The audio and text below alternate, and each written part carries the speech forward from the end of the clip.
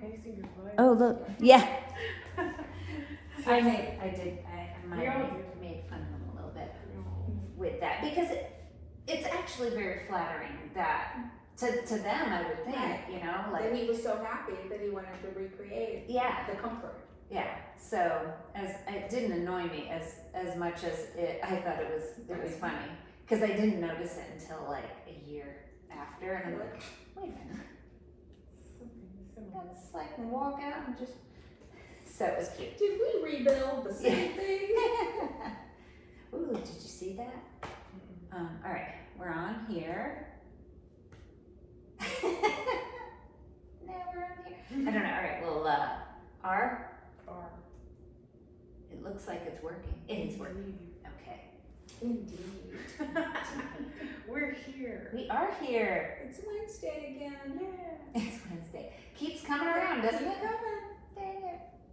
No, that's good. Hump day. Just kidding. I don't know about you guys, but my dog has been super barky. Charlie. Really? Like, and I keep looking out in the backyard and I see nothing. I see nothing. I don't know what it is. Maybe it's like springtime and all the critters are It's gotta be. energetic. There's something that she's seeing, I think. Either that or she's totally lost it, which could be. But so anyway, I'm like, all right, that's it. I'm letting you out. So I open it. She's like going crazy, barking. Look at, she's doing this, and then I'm like, all right, come on, attack! And I open the door, and she's like, I don't know what to do. Like I swear I saw something out here. yeah. Maybe it's the fairy garden. The fairies are coming out of the Maybe. ravine. I was just talking about that on my morning walk today. The fairies. Yeah, she's like the gully in the back. It's like, I think it's actually fern gully, like real fern gully. So I like to pretend that there's fairies that live there, and in the spring season they're coming out. Maybe they're testing their wings out, and she's like, "Hey, I see you." That's her bark. Hey, I see you. You're a fairy. You can't hide from me. You can't hide from me or my human. I will reveal you. Or that crazy other puppy that's around. Yeah. She's gonna get you. Be careful. She will Watch hit out. you. She will literally rip your wings off and then put you down. That's what she does. It's what she does. Yeah. Yeah. So maybe that's what happened, probably. She's warning them. Yeah, I think so. That's probably what really happened in real life. I agree. I like it. 100% agree. I keep looking for my phone again. Dang it. I know where your phone is. Mine's over there. Anyways, so this week is kind of a Free girl. yeah, it's like a review of our lives and the workshops that we've been taking. Because I think you're like me, where you're like, ooh, I need something. I need Everybody who knows me is like, another workshop? Like I'm becoming a master of life. Don't worry. I can do it all. But yeah, I went to New York and did a mobility workshop, and it was when asana meets mobility, and it was really about like asana is this great beautiful practice and it's over here, but to protect your joints there's other things you need to do in addition, and it was really cool. I liked it a lot. Yeah, I enjoyed. I took, just FYI, I took a 300-hour teacher training. I'm talking to my screen again. And so I learned the same stuff. I had a smaller section of it, I think, than you did, but I loved it. It felt so good in the joints. It felt good in the joints, and I know that I have some weak areas. Like my left hip has bothered me for years, and now I know what I need to do to rehab it. So yay! So you'll strengthen it and then it'll feel like a new hip. Yeah. These kind of things I think can replace hip replacements for people in the future, you know? Because I know once you get up towards like a certain age, I think probably like 70, you're more prone to needing a hip replacement. I feel like the numbers are probably astronomical. And I feel like if we just strengthen, like, for example, the outer hip or the inner hip or whatever, the opposing muscle, to the one that's in pain, it usually solves the problem. Like, Yeah, well, and what I learned from Rebecca, because of my lower back pain, which is my QL, that strengthening your glutes can help with pretty much all back pain. yeah. So similar. Right? Yeah, like there's so many of those, like, do you have this in your family? Like, a lot of times it's genetic, how we like hold our trauma patterns or whatever, how we hold our tension. So yeah, Yes. I'm sure that it's like, oh, you could just do a lot of abductor stuff. You know, that's what I think would be cool, to have a physical, like your physical checkup gives you what you need for your papers, but it also literally checks for those imbalances, you know? Yeah. Well, and you hear so often about like yoga practitioners that have had a problem and then gotten real serious about studying the muscle groups around their problem area and what they need to do, right? Yeah. I'm just fascinated by it. Mm-hmm. That's how you are now. It is how I am. But I don't have all the technical language yet. Like, But you're getting someday it might stick. Yeah, you're gathering it. You're Yeah. gathering it. That's really cool. It is really cool. I thought I had something in my notes about patterns, but so the question in the room was, what are we working on here? And the answer was the ability to move without pain. So like functional mobility is really around maintaining your ability to move longer through your life, so you have more years of movement. That's great.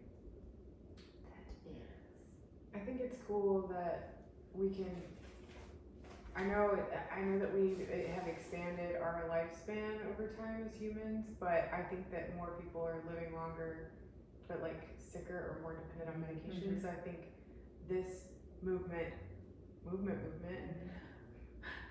this mobility and somatic movement and just body awareness, gaining popularity, this kind of movement, to me it's a movement, is like preventative medicine.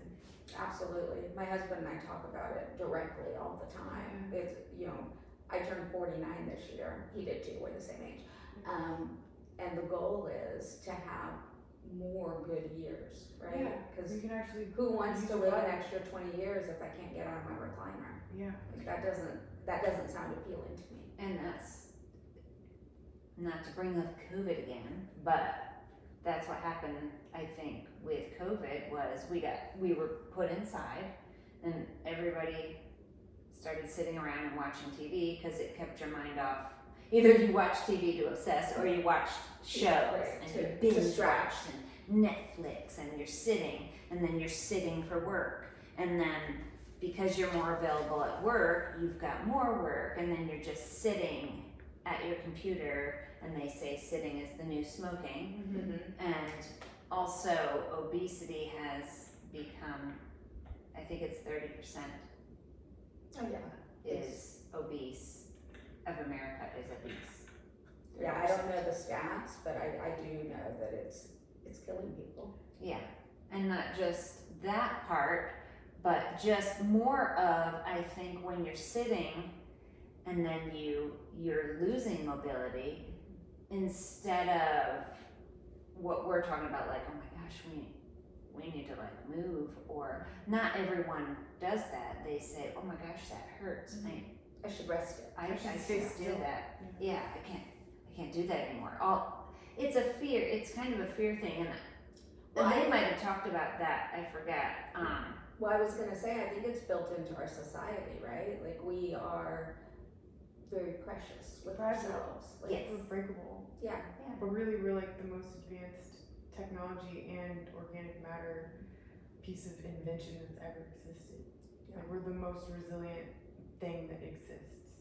Right. But Our we body treat our bodies heals like- itself. Like, it's crazy. We treat it like it's so fragile and treat it externally. But we spent hours doing sit to stands from the ground. So, you're sitting on your butt, can you get up? Well, if you cross your legs, can you get up? If your right leg's in front of your left leg, if your left leg's in front of your right leg, do you need to like roll back and get some momentum to sit up? How about with no momentum? Like, just over and over and over again. It was really interesting, and I was exhausted at the end of it. We did that in class one day. Oh, That and was also like my the sit down, peak thing. like, so standing to sitting. Oh, Yeah. that's good too, because you don't think about that. You're just like, I need to be able to get up, but also Well, and have you ever done, what are they called? Turkish get-ups? Yes. Oh my God. I didn't even know what they were. Ugh. So they have Look at you, me. so you stand on your mat, like in Tadasana. I guess you don't have to have a mat because it's a weightlifting thing, right? You know, it's not just yoga. But the full expression, you hold a block over your head, and the goal is to be able to get down to your back and back up and hold, and never, like you're not gripping the block, you're just balancing it and you keep it. And I can't do it with the block, but I was able to get up. But that laying flat to get up onto that arm, it was really tough. So now I know what I need to work on. Yeah, we had to do it with weights. Yeah. Not, I didn't have heavy weights. Like But, kettlebell or something. yeah, but we got to hold on. I don't think I could hold on to, I mean, unless I had some good heft to it, like a yoga block. But even still, I don't know if I have enough mobility in my wrist. Well, and that's, so like this all kind of wove together because we were doing the CARs, the controlled articular rotations. And I never was able to do it, but the goal was, can you have the block here and get your arm all the way around without dropping it? And it is the mobility, right? To hold that flat is magic. Yeah, that's like, when you were in class, when I was On talking the hand about on the the on wall? the foot, no, the block on the foot where Oh, she yeah. did it and she like laid down and flipped over on her belly and came up the other side and still had the block. And then right at the end, she dropped it. Like after she did all the hard stuff, she dropped it. But it was cool.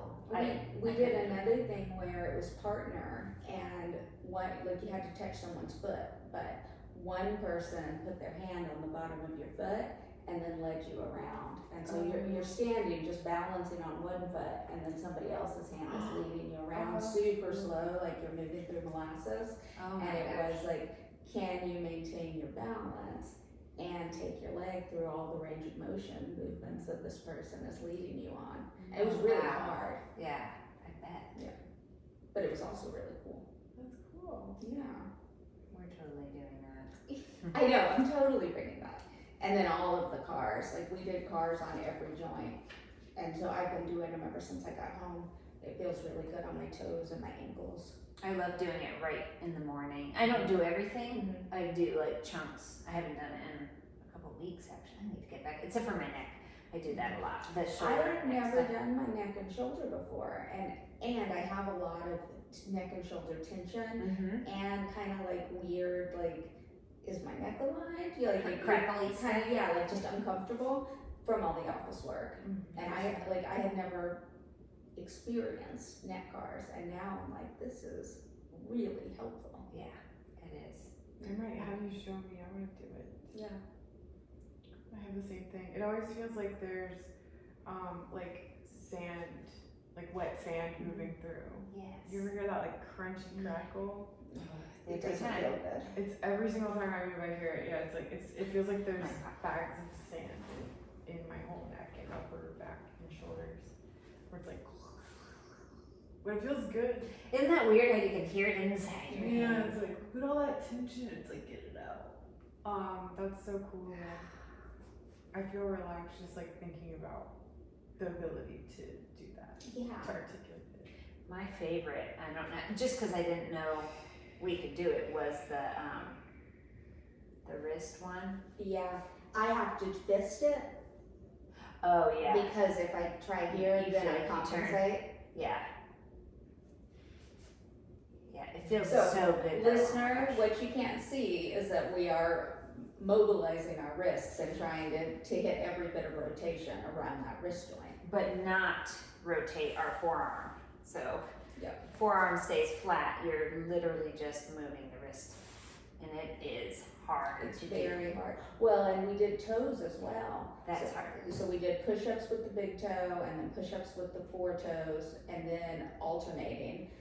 Big toe down, That's right. four toes down, big toe down, four toes down.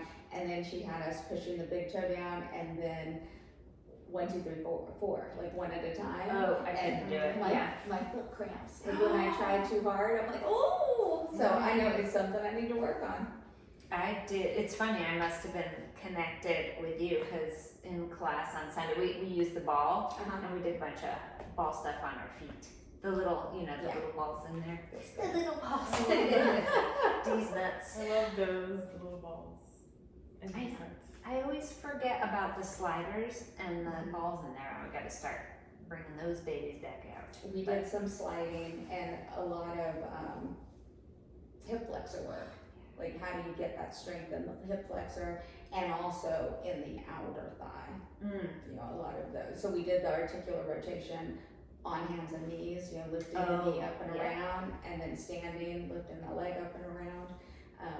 And when you do that, you realize how weak your outer hip really is. Yeah. Very much so. Mine is, that's what they always tell me at the chiropractor. Get yourself a little. I just actually started bringing that back into my stuff too. Anyways. I have some bands. I haven't used them. But While we're on you, okay. I do want to also talk about, and if you have anything else on this still, but I Okay. didn't want to forget Okay. about the Thai yoga bodywork too. Oh, to just kind of give us a quick, Yeah, so, Briefing on that. I mean, that was what, 2 months ago at this point? if you can remember. Yeah, so I did a weekend training for the Thai bodywork, and I loved it. Like that, it was really great. And Rachel experienced it. She was my experiment one day. So we did the training. It was a really neat training up in Blueridge at what's it called? Heartridge? Mhm. Heartwood? Yeah. Heartwood Retreat Center. It was 3 full days. Maybe, I think we got there Thursday night. So it was Thursday evening and then Friday, Saturday, Sunday. Yeah. And there, I mean, at this point I'm estimating, but maybe 15, 16 people. Yeah. And we worked on each other and switched, every 15, 20 minutes or so. So we got to work on all different bodies, all different muscular tensions, big people, little people. And it was amazing. Like it was really, it just kept, in my head, I just kept thinking like, God, I wish I had known how to do this when my grandma was alive. She had rheumatoid arthritis and her body just hurt all the time, and like I would put lotion on her hands and put lotion on her feet, but I didn't know what to do. Like I just didn't have the skill set. And so now I know how. And like, so now Braden comes home from work and he's like, my knee hurts. And I'm like, do you want me to step on it? So, but it's just manually helping release tension in somebody else's body is probably the best way I know how to describe it. Did you get any self-release tactics, strategies? Or was it all just for someone else? It was all about someone else. But I feel like what we were just talking about from this workshop from this weekend, I feel like I picked up a lot of self-care tactics.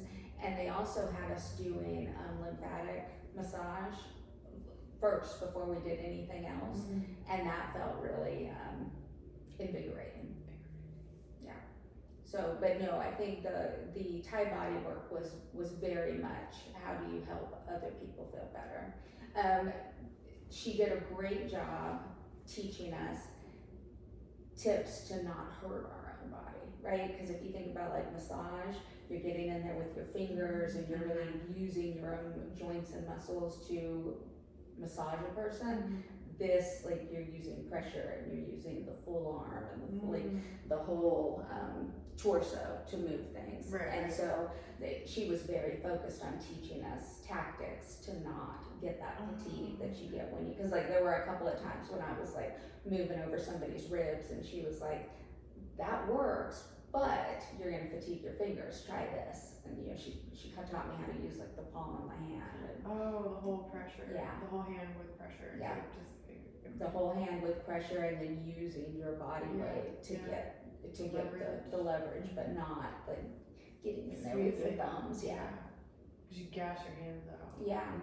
Well, and there was a woman there who there were a couple of people that were masseuses. Okay. And they were learning a new modality, and each of them said in different words, like, I know that there's a timestamp on massage work. Like, right. Like I'm hurting. Yeah. I can't do this forever. Just like with hair. Yeah. Yeah.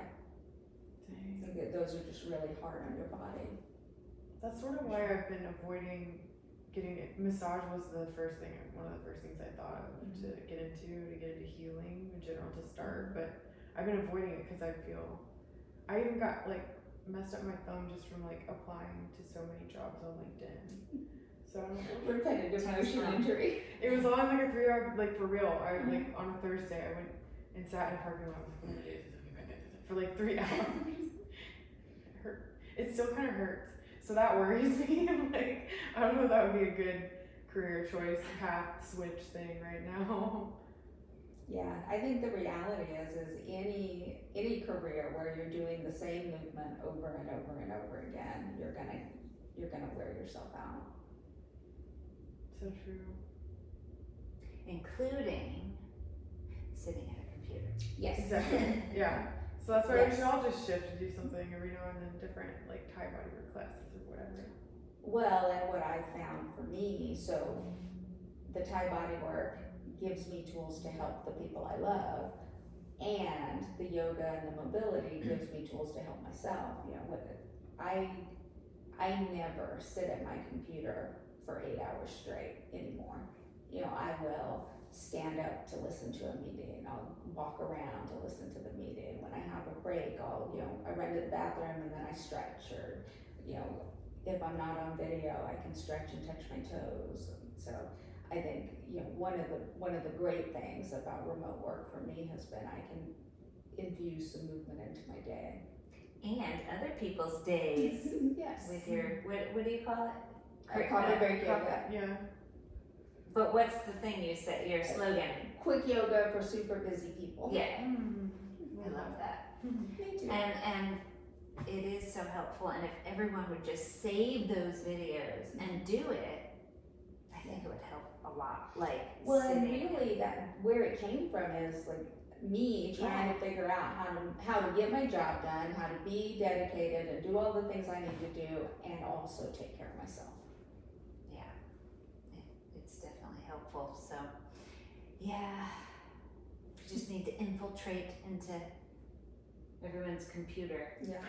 Hey, popping in. Sorry for the hacking, the virus, but here we are. Get up and move now.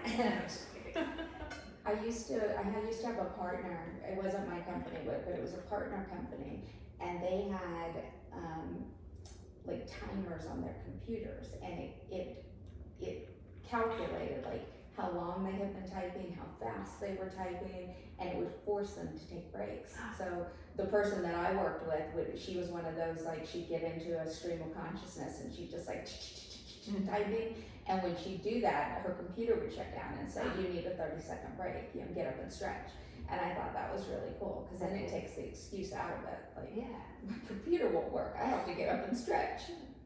That's so weird, because today my car told me, in a picture of a coffee cup popped up, and it said, you need a break, and it felt very accusatory. And I was just like jaw dropped. I've never seen that before.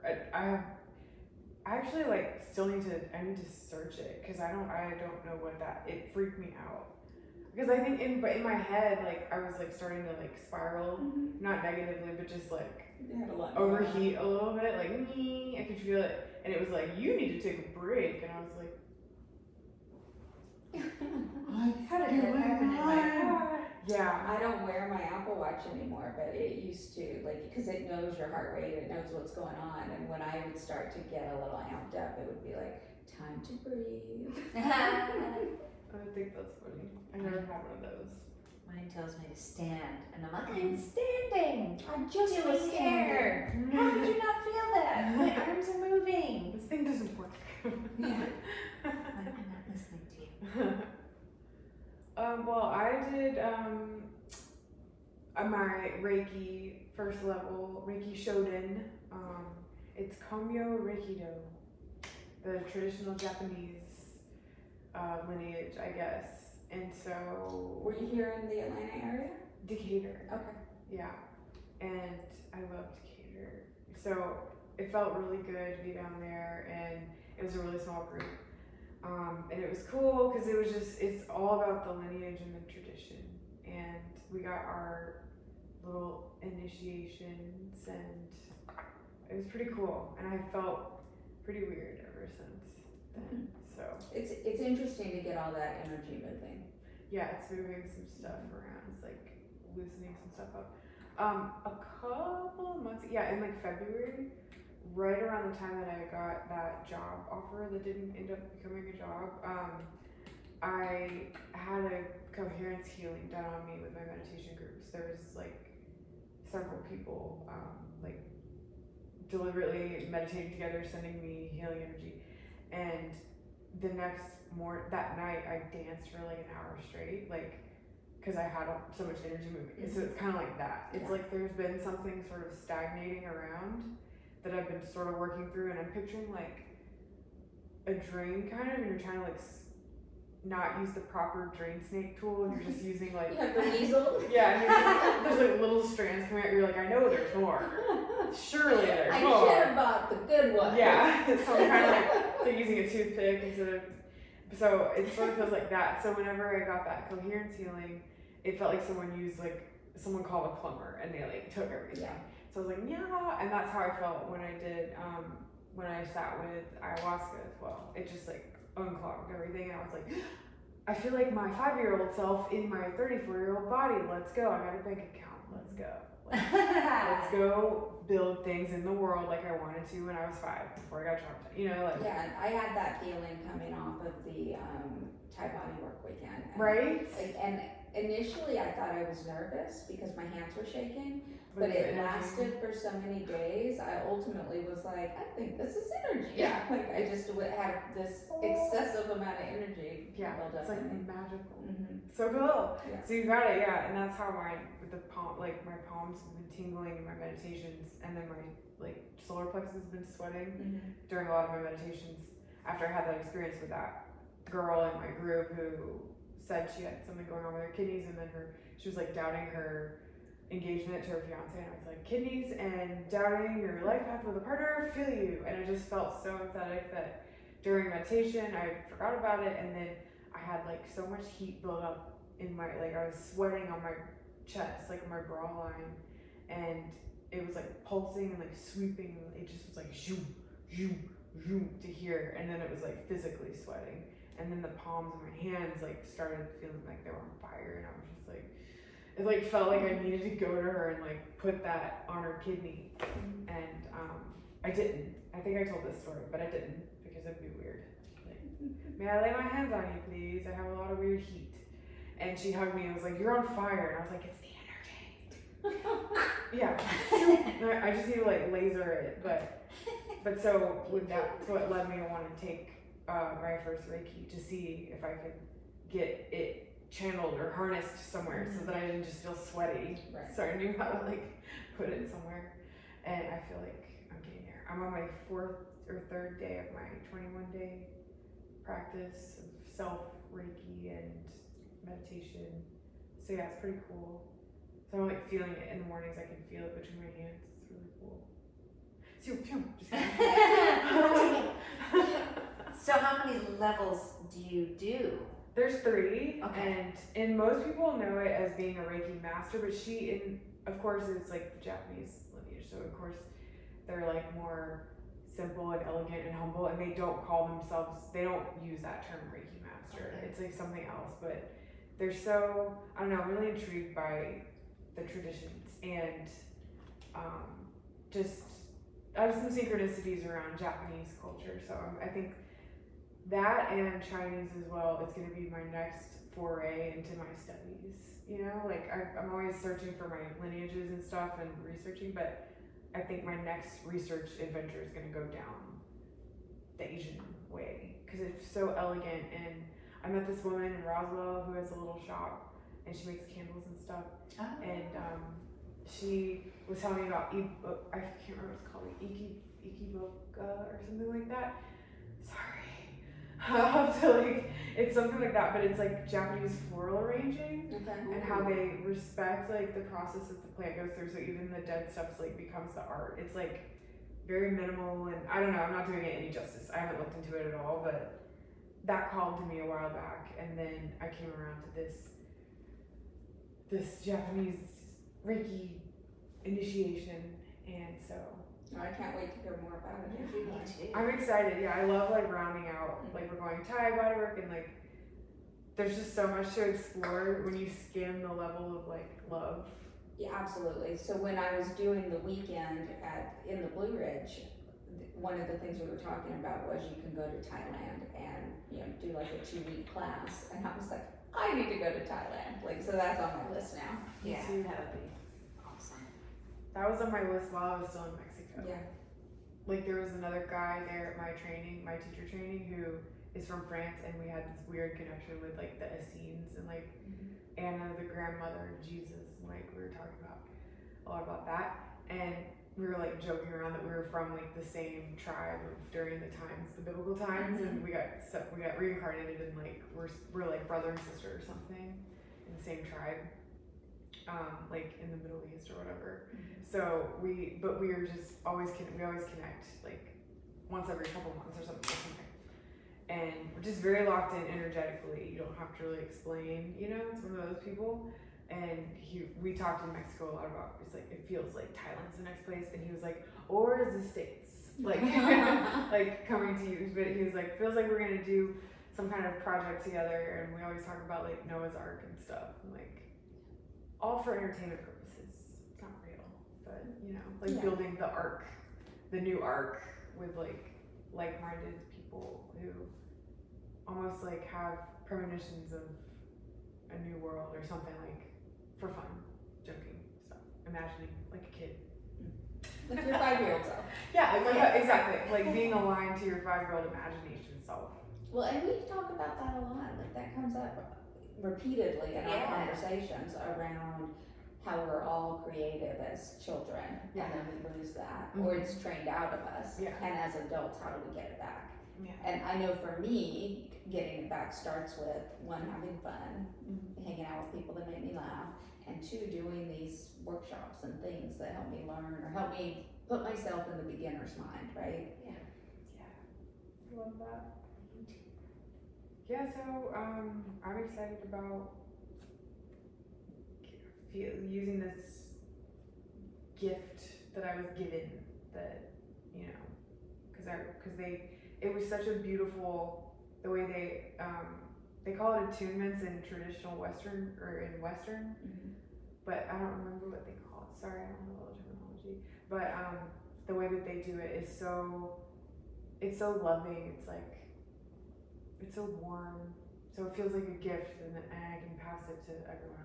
So the training was them giving you the gift of knowing how to work with the energy. Well, that's just one part of it. That's just one thing they do. The training was, learning how to use it and learning the history and the lineage and stuff. Gotcha. Yeah, so it's really exciting. So I'm excited to do it, and I have to practice. So. All right. Ooh. So we'll be doing that and learning, but it's very elegant and simple, and that's something I think I need right now. It's just simple and precise. Yeah. And soft. I think we could all use a little elegant and simple, right? Absolutely. I tend to overcomplicate things and feel like panicky about things. We're talking about with our herbs, like the ideas, like, okay, step by step, we're good, we're gonna move inch by inch, because I get all overwhelmed at the whole big picture. I used to, and then just freeze. So this feels like something I invested in that isn't something that requires me to freak out and overanalyze. It feels like it's just locks into right where I'm at in my unfolding, and it's not too much, not too little. It's just right. It's simple. Yeah. So that's how I feel right now. And What have you been learning about? Stretching. Stretching. All the stretching. So, I think when I worked at Stretch Zone for those 5 minutes that I worked there. No, it was a couple months, and it was exhausting. Like, I loved it, but it was so much, kind of like what you were talking about with Massaging a body, Yes. yeah. Even, I think because they were up on tables, I I feel like if they were on the floor, and there were some movements you had to have them up on the table for, but I feel like there would have been better leverage had they been on the floor. Like I could have used my body more if they were on the floor. It was hard to use my body weight on, and then having the 6 foot tall guys in there and their legs are like this long and you're like, and their legs like, it's not hard. So it was so hard, but it literally made me sink into this autoimmune like spiral. So I was like, all right, that I can't do that. But I was so into it, like you were saying, like I want to dive all the way in. I had signed up because with Stretch Zone you get certified through them, and you only can do it Work through for them. Yeah, it's So their, they own the Technique, process, the yeah. technique. So it's They own the word stretch. yes, no, they own the word zone. Oh wow. No. But the techniques that they came up with are specific. They're similar to other ones, but there's a specific. They have the table that they've made for the stretching is patented, I believe, for their stuff. And so, and to do it, you know, you kind of have to. I could do it if I wanted to. Like I could do it on my friends and not make money off of it, and use yoga straps, Right. and kind of get the same, not even the full way, but similar. Right. Anyway, so I was fascinated with that, so I went on to NASM, and because I had my personal training thing, so I was like, ooh, I'm gonna see what they had, and they had this stretch certification or specialization, and it was very similar. So I signed up to take that, and then once my body crapped out on me, I was like, well, I may as well. And I had started going through the thing, and then I just gave up, and I shouldn't have, because it's always nice just to have that information. Well, and you loved it, right? I think I did, there's yeah. a benefit to just learning it because you love it, even if you're not going to use it. Right, and I feel like I can use it here at the end, you know, during some of the yin type of stuff. I could be like, hey, I'm gonna come around and do this, and this. So I ended up I went back on, I called them, and I'm like, hey, you know, I did the course, and then I just never took the test, and the test expired. Can I buy another test? So yes, I bought another test, and then did that whole thing. In the meantime, Yoga Body had a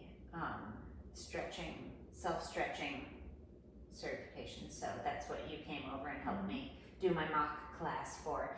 So I have this assisted stretching, the myofascial stretching, that all the things I learned, static, there's like 3 different stretches plus your myofascial release stretches, and then this Yoga Body stretching, which is very much like yin, but there's a few different poses, and there's a specific breathing with it. So now I went through that, and I have that, and I feel like there's a combo class or a workshop that I could come up with for that, maybe with you, and we can do the articulation as well. Yeah.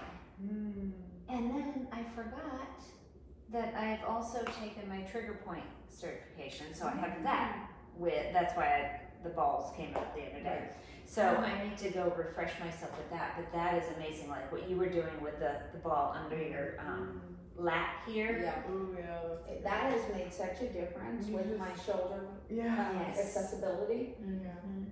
And it's crazy. Before I do it, you know, I've got range of motion limits, and then after I do it, I'm like, wow. Yeah. Yeah. Fly. Yeah. We did, when I was taking my yoga teacher training certification, my 200 hour, she did this thing where you assess people when they're laying on their back, and like how much I think we talked about this too, like their arms are down, like some people's arms can't lay flat, they like are internally rotated. Same with the feet, their feet will fall way open, or maybe they don't fall open at all. And some people even are internally rotated and they flop kind of inward.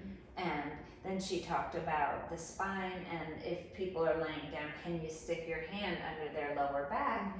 And if you can, she's like, try this. And she has you do a spinal twist one way for 5 to 10 breaths, spinal twist the other way, and less space happens. It was, I don't know why that stuck with me for so long, and I'm like, it does something, like stretching does something. No, So, stretching, absolutely. I think the interesting thing I'm finding is with all of these modalities, they all do something, they're all valuable. It's just figuring out the right combination for your body. exactly. And your brain, and what's going on in your nervous system, like all of that matters. And I think there should be a combination.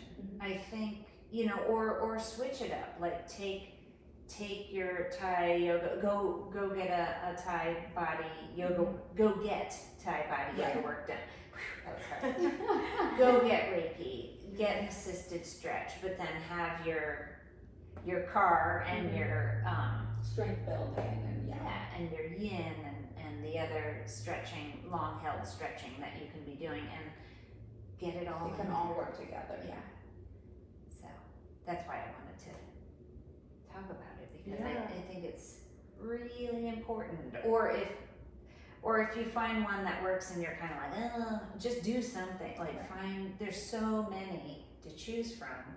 Even if you just do the old school, you know, calisthenics. or stuff, even just walk around the block. You know, like when people tell me like, you know, working out's not for me. I hate yoga. I don't like the gym. Like I am always just like, but you can move, like go for a walk, like do something. There's so many things, And it makes you feel so much better. Like It I changes feel the mood. so much better when I'm taking the time to have movement. Yeah, well, it took me a while when I came back from Mexico to even want to walk. Because I just felt like I wasn't in control of my body because of the emotional state shut my whole body down. And I was like, I couldn't even figure out how to walk, like that hurt, everything hurt. So just all my alignment was out of whack and everything hurt and my hips hurt and there was just pressure. And I felt like every step I took was like deforming my posture. You know what I mean? Like almost like an eraser, like how it wears out over time, the eraser. It felt like every step I was like shaping myself the wrong way. And you probably were. Yeah. Those patterns create long held patterns, right? Exactly. Yeah, imbalances. And I felt like powerless to rotate, move, or to align, or to send oxygen. Like everything turned into like concrete in my body. And it took me like I started coming to yoga. I laid dormant for like 4 weeks. And then I was like barely mobile. And then after that 4 weeks, I started coming to yoga and was like, oh god, here we go. And as soon as I got my first downward dog, I was like, okay, I've created a monster and I'm starting from zero.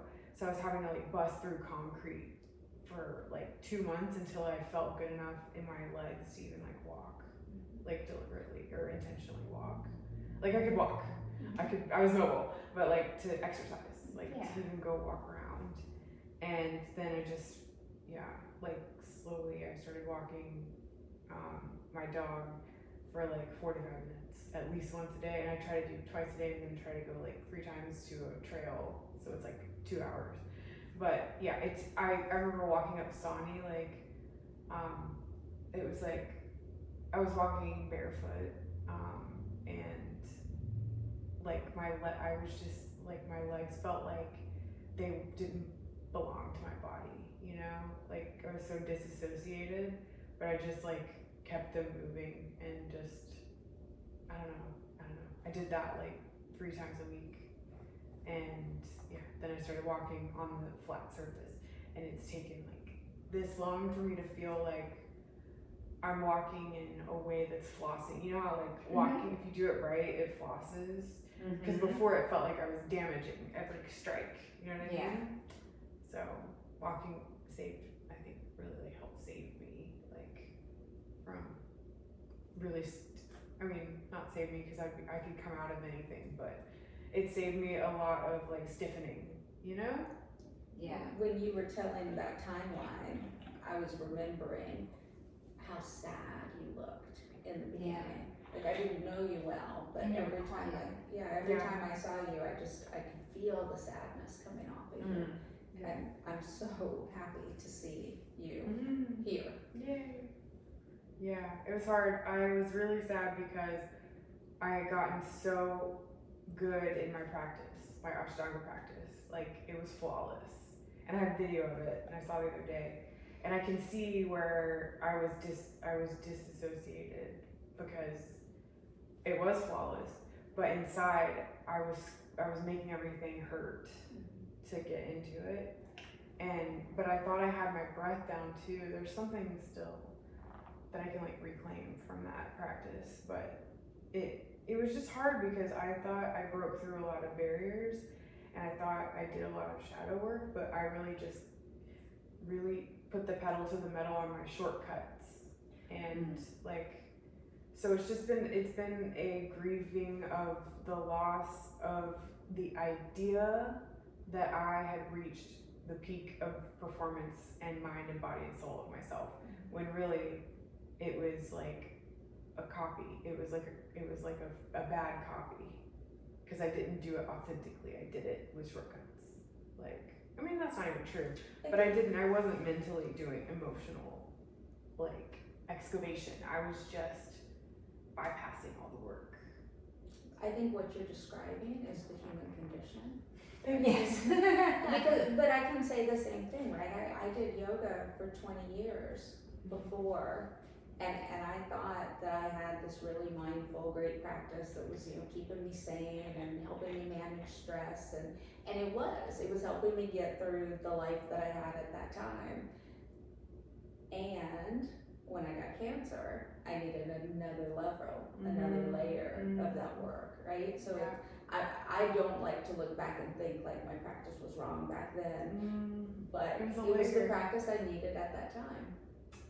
It was a layer, right? That was my version of breaking ground on the new me. Yeah. And if that's what it looked like, that's what it looked like. And the next level looks like the next level. You're on your hero's journey. Yeah. I'm pretty proud of, I gotta say, I'm really proud of of my practice. And even though I know now it was what it was, and it was something to improve on. It was my first stab at it, and I did it the way that traditional me does it, very masculine and very aggressive and very painful.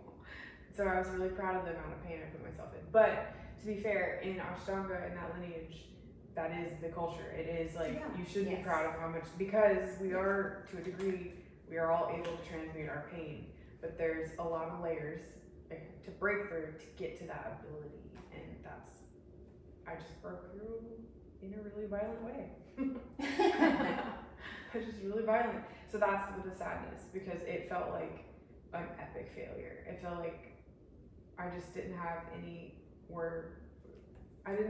sense of worthiness of existing, because I really felt that I blew it, I took a chance on bettering myself, and it felt like I failed at that chance, I kept thinking of Steve Harvey being like, take that leap, on social media. And I was like, I did, but nothing caught me. But really, it's because Source God let me hit rock bottom, because he knows that's how you make real warriors. Is you let them go into the complete rock bottom of the mud and pull their way out without any help. And not help, but without using worldly substances to bypass the work that it takes to actually float up, instead of just floating up using little shortcuts. So I've been digging through that, and bouncing back up every time I hit a layer of rock. I just bounce back up and grab the jewels and then float back to it. It's like Mario. I was gonna say, it sounds like Mario Brothers. Yeah. So, but that's why I was so sad. But I had to keep going, Yeah. Well, and I don't want to minimize what you went through, because we all have our stuff and it's hard. Yeah. And it's behind me now. I'm a believer in the things we go through make us who we are, and I really like who you are. Yeah. Yay, thank you. So that was worth it, yeah. All that composting I've been doing has been worth it. And I'm a Scorpio, and that's the sign of transformation, and a life path 5, and that means change. So I'm literally always transforming, and I've realized that I've sat for a long time, of periods of my life, resisting that transformation and change. So it makes a lot of sense that that's like my bag in life, kind of, is to continually transform and not resist it. So knowing that makes it a little easier. Mm-hmm. Yeah. So yeah, thank you for holding that. Anytime. Little Rachel without an A corner. Oh, but I did want to mention that I went to Delphi University today, and I got to sit in a Metatron pyramid made of copper in a velvet blue chair and meditate for a while. It was really cool. There was an amethyst bigger than me too, who I got to hang out with. And there's this huge obelisk of like citrine, I guess, in front of a fountain.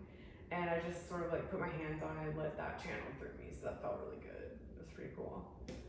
So, but yeah, I guess it's like a place that you can go take courses on spiritual leadership. And I just got to go take a tour because a friend. Now it's my friend. If they have a weekend retreat, let us know. We're down. Yeah. I know, well, there is on Fridays, they do this like mass Reiki thing where like everyone can come receive Reiki. Ooh. So it's like the first Friday of every month or something. I don't know if they keep sign up. I don't even know. I got a lot of info that I have to download like in my head now. Like from today, it was just a lot. But it's so cool, and yeah, there was this beautiful like chapel built like very geometrically to where it like has like resonant sound, and there is a stained glass in the octagon, and then on the floor below they had carved out an octagon and put all these huge crystals in it, and then put plexiglass on so you can stand on the crystals, and then I found where the light was hitting it, and I put my hands up like this, and the shadow was making like prisms of color, so I was just like having like this moment with like resonant sound, energy, light, and crystal energy. It was so cool. And I was with these like dudes who like repaired decks, and so it was really, and they were just like taking it all in awe. It was so cool to be, well, they had been there before actually, but just for them to be in that realm was really cool to witness, like them being like in awe of it instead of being like, I don't know, skeptical of it, I guess. It was pretty cool. So it was having like such an ethereal, energetic moment with such a juxtaposition of an audience witnessing it. It felt really good. Felt good. Felt weird, chaotic, and good, you know? I love that when things don't quite match up. And there was a huge wrought iron like butterfly chair in the garden, which just made me happy. Did you sit on that too? I didn't. I don't know why I didn't sit on it. I just like touched it. And I didn't take any pictures of anything because I just like wanted to. I wish I had so I could share it with you guys, but I just felt like it was so beautiful. I've gotten to that point in life where it's so beautiful, I don't even want to put picture or camera near it. I don't know. Well, it always makes me sad when I can't capture the beauty. I know, yeah. So I just try to like let it You do flow. a great job with your words. Like, Yes. I feel Thank like you. I saw it. Oh, okay. Yes. There you go. I think that's why. And also we want to go now. Yeah, I would love to take you guys up there. It was so cool. And it would be so cool to live somewhere up that way. Like, just to be near all those rivers. Like, every creek I crossed, I was like, I felt like the weight like lifts off me every time I cross over a body of water. You know? It's so like cleansing, like literally. I mean, like energetically, not literally. But yeah. Well, Actually, it is kind of like, really. So nice. Like up at that retreat center, the Elohi one, it's like that waterfall I feel like my spine is like a highway and there's like trash on the side of the highway. It's like in New York, there's trash on the highway, like up towards the top of my spine, it's like New York highway trash. And when things like this happen, like I get my Reiki Reishu or whatever, that blessing, or I receive Reiki, or I have a sound bath, or really good meditation, or coherence healing, which I've had before. it feels like someone just like pressure washes all the trash off my spinal highway, like, and then I'm like, whoa, I can move my neck like when I was 5. And do you want to go do karate in the garage? That's from Step Brothers.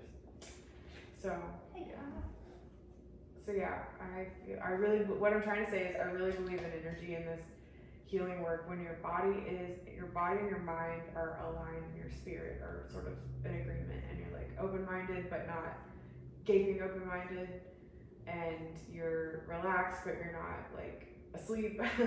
those middle ways of being human click you into this like resonance of that energy that flows, like the chi, the prana, like it's always there for us unless we're like bracing or hiding or but we spend so much time bracing and hiding. Yeah, it's like we got convinced that it felt good to go away from that natural spring of life inside of you. So I also feel like we're kind of like bent straws or like kinked hoses inside, like because it feels like someone goes and I go I can breathe. You know what I mean? And like my neck will click and I'm like, oh hello, I'm back here, hello. Feels like I'm like floating in 0 point energy when I get energy treatments like that. And you can achieve the same, in yoga, like when you have Mula Bandha engaged but not like you're not like red faced, but you're still like your energy's flowing and your belly's moving out just a bit. We're not doing like like when you get in that and your ribs are tucked and then you like depress, it's like Optimus Prime. It's like Yes. I love being there and I want to be there all the time.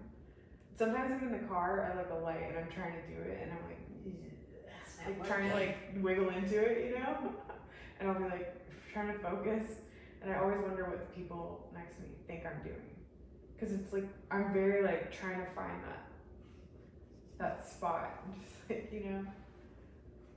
like I'm trying to let life force flow through me. I don't know how else to describe what I'm doing, but yeah.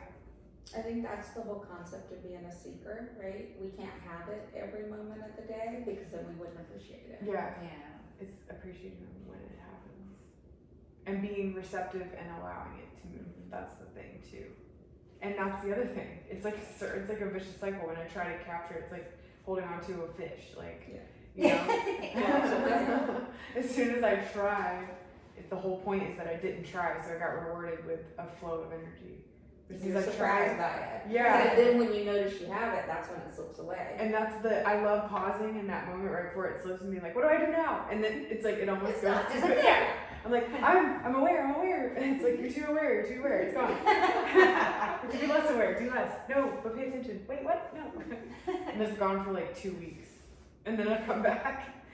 That's how it happens with me. That's why I feel like some people can look a little bipolar, because if you have a hold of that energy, it's like going to heaven versus coming straight from hell almost. Because when I go into the opposite of losing that energy and then losing faith in myself, that's when I like slump. But the thing is, I'm starting to picture it less of like a descent and more of like I'm in like a boat where I can like flip and be like, nope, just kidding, like flip back, So, or like even roll like a kayak or something. So I'm gonna use that as my like anchor. I have a little boat that I'm strapped into, It's so cozy and it has a little lip so you don't get any water inside. You got your double paddle. Yeah, I'm just working on opening my wings now. My scapulas. What you just said reminds me of the Christian mystics. Like I've fallen in love with the Christian mystics, like Teresa of Avalon or Thomas Merton, because the whole premise is the divine is around us. Like if only we stop and look at it. Yeah, it's in all forms. Yeah. Even plastic man-made cheap shit, which I don't want to acknowledge, but it's like that came from source at some point, because a human made it. A human came from source. It's true. That's why what popped into my head when you said that was there used to be this account I followed of, I don't remember, it was like pre-whatever internet, but of little objects that look like smiley faces. Everyday things that look like smiley faces, There's like this list I would look at all the time if I was having a bad day. It's like, oh, it's so cute. That's God being like, look at me. I am on a toilet lid. Happy. When I was on my post-surgery medicine, I was a little loopy, and I think I found all of them, like all of the smiley faces in the wood, in my hardwood floors. Like I would just be like relaxing. I'd be like, there's a face. So much happiness all around me. I find it in this cork down here when we do like restorative or something. Well, and then once you see them, they're easier to see later. Yeah. So like all the ones at my house, like now, even They're when I'm permanent? not on medicine, I know where they all are. Oh, you're like, hey you. Yeah, I love that. Oh. And there is one in our bottom downstairs bathroom. Oh really? Don't look at me. That's so sweet. I think that of springtime too. I think that of nature, like of the sprouts, like of the little violets and the little grass that's like so unassuming. Like I'm like, that to me is that version of it's everywhere. And the other thing too is like I was in the woods, it was before spring, so all the leaves were still brown, but I was down like picking up my dog's poop or something, and I was close to where I could, I think when I do that, I like move it and I get into deep stretch, and I'm like, and I just like stay there for a while, like, because we're not on a timeline and not like stressed, so I'll just like bend over and stay for a while, and he'll just sit and watch me, look around, he knows when I'm in a meditative, like, It's like she's zoned out again. yeah, he'll just be patient. It'll be like 5 minutes and I'll look up and he's just like, why are you still looking at me? I'm like, all right, I was in a zone there and you must have liked it. Cause otherwise, he's like looking for food or smelling. But I find when I get in those moments, I get frozen. He's like frozen with me. It's cute. I forgot why I said that. Probably because of seeing the little. the sprouts. Yeah, I was looking at the leaves and they were brown still. But I realized like, what if, like, if your eyes get bored, and you're sitting in space and time and you have nothing to do, you would be endlessly entertained if you studied the differences between every leaf on the ground. Mm-hmm. And I had that thought, and The petals on the flowers, Or the I'm petals. always blown away how different every flower is. yeah, it's like there's literally nothing is the same. Like everything is slightly different, and that makes me feel hopeful. I buy It's all seed original. packets every year of Thumbelina zinnias, and they're like it's just a mixed pack, and so the flowers are all different, but it reminds me of the whole like gardening is trust that things are going to continue, right? You're putting it in the ground and you're believing that the flower's going to come. And before my surgery, it was August 18th, and so on the 17th I planted my zinnias, and I was like, by the time they're flowering, I'm gonna feel good enough to come outside and see them. And I did. So yeah, I think like the seasons and the cycles and all of that can help us manage life. Yeah, knowing it's gonna come back around.